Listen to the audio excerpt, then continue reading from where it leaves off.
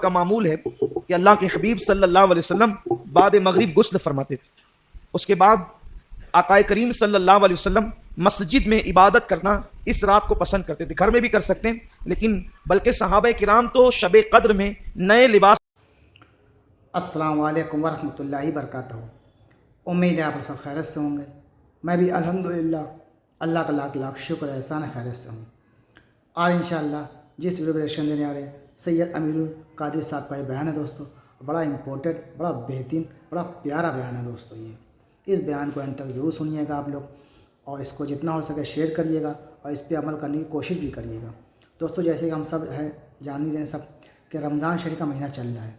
یہ پہلا اشرہ ہوتا ہے رحمت کا، دوسرا مغفرت کا، تیسرا ہوتا ہے جہنم سے نجات پانے کا.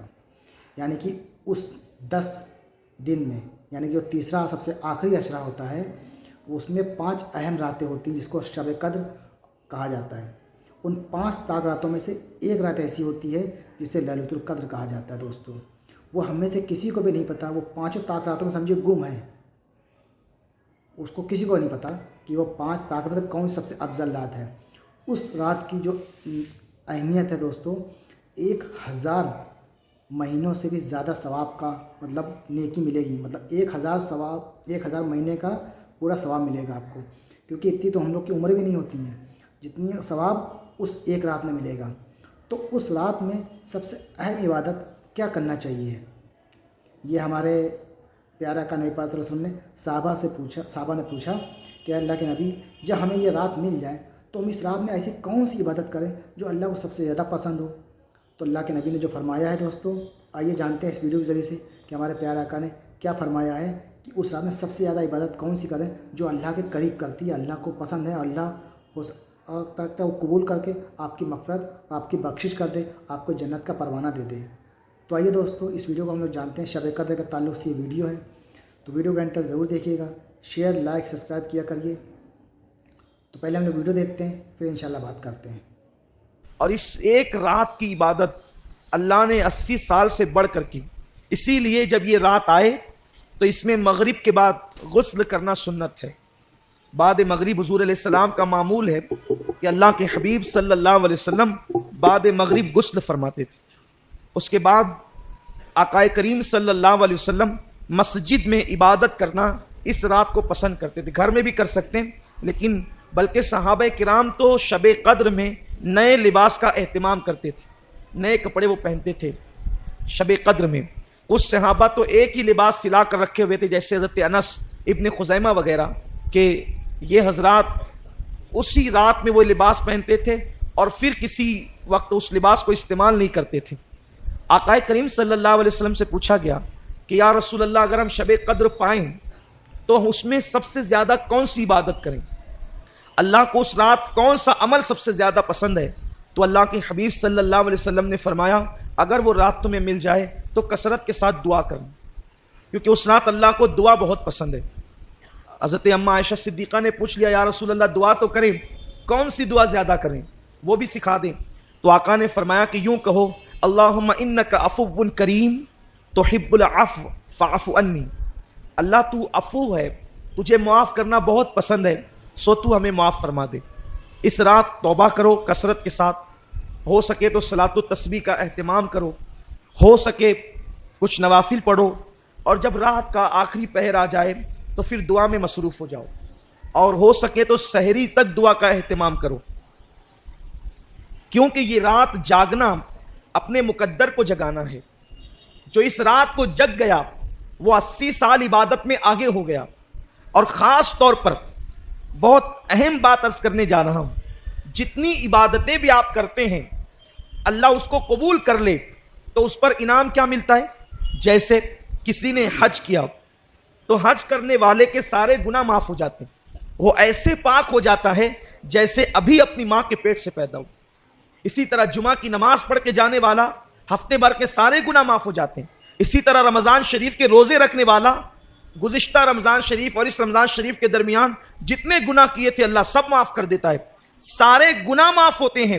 لیکن شب قدر کی ایک انفرادی خصوصیت یہ ہے جو حج میں بھی نہیں ہے، بڑی ذمہ داری سے کر رہا ہوں، جو حج میں بھی نہیں ہے، جو رمضان شریف کے روزوں میں بھی نہیں ہے. اگر کسی کو شب قدر مل گئی تو انعام کیا ملتا ہے؟ آقا فرماتے ہیں اگر کسی کو شب قدر ملے اور وہ اس میں عبادت کر لے تو اللہ انعام کیا عطا کرتا ہے؟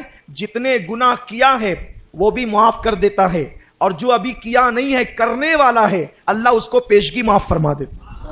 کتنا بڑا کرم ہے۔ لیکن شب قدر ملنا چاہیے اور وہ متعین نہیں ہے، لیکن ہم تو بس اللہ پر امید کرتے ہوئے جو ہے وہ شب قدر میں عبادت کرتے ہیں۔ ام المومنین اما عائشہ صدیقہ فرماتی ہے حضور اس رات تہبند اتنا کس کے باندھتے تھے۔ میں نے پوچھا حضور اتنا کس کے تہبند باندھتے ہیں؟ تو فرماتے ہیں عائشہ عبادت کے لیے کمر کس رہے ہیں۔